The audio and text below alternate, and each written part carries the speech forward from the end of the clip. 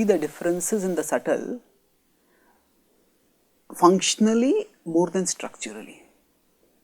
When we hear about the Bhagavad Gita speaking the 8 elements that comprise material nature, the 5 gross elements, earth, water, fire, air, ether, and 3 subtle elements, mind, intelligence and ego. This is talked about in the Bhagavad Gita, 7th chapter, text 4, Bhumirapo nalo vayu kham mano buddhireva cha ahankara iti yamme bhinna prakritirashtadha. So it is stated that these are the 8 elements, they are the bhinna prakritirashtadha. They are the 8 elements that comprise Krishna's separated energies. So now sometimes you may get my question, okay, what exactly is this mind, intelligence, ego? Where is it situated?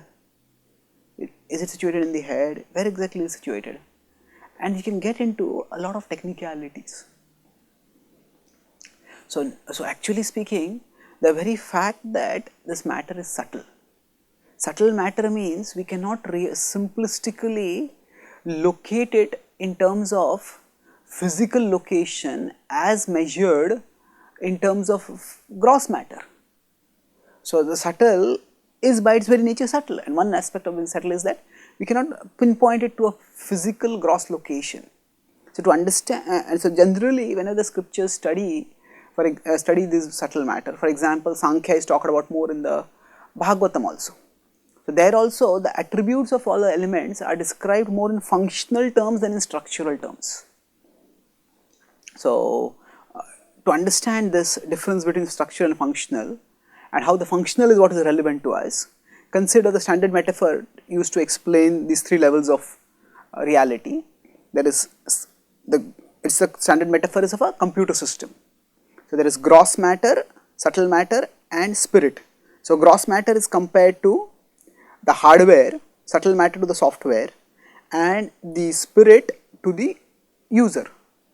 Now in the software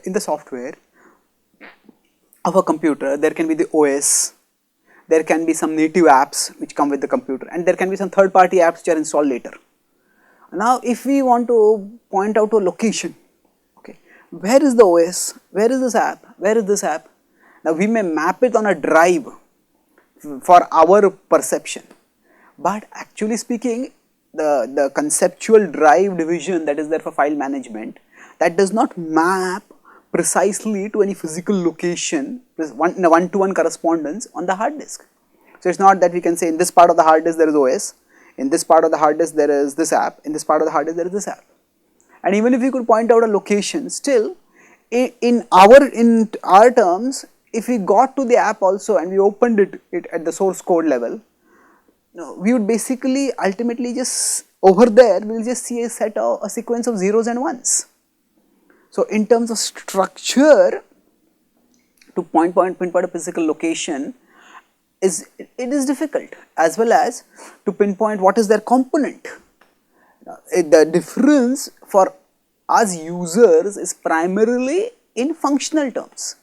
The OS performs a particular function, the native apps perform a particular function, and each app, whether third party app, whatever, it performs a different function. So like that, when we talk about the mind, intelligence, ego, the Bhagavad Gita is not primarily a treatise on Sankhya.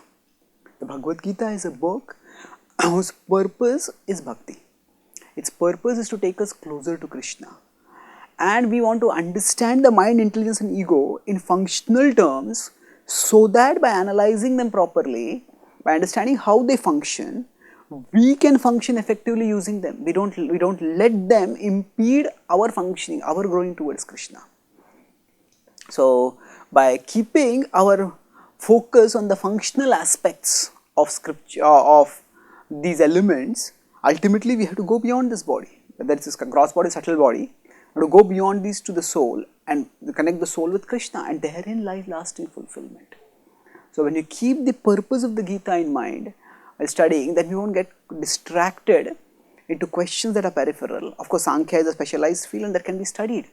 But for those who want to study the Bhagavad Gita, they can focus on the purpose of the Gita and not get distracted by technicalities.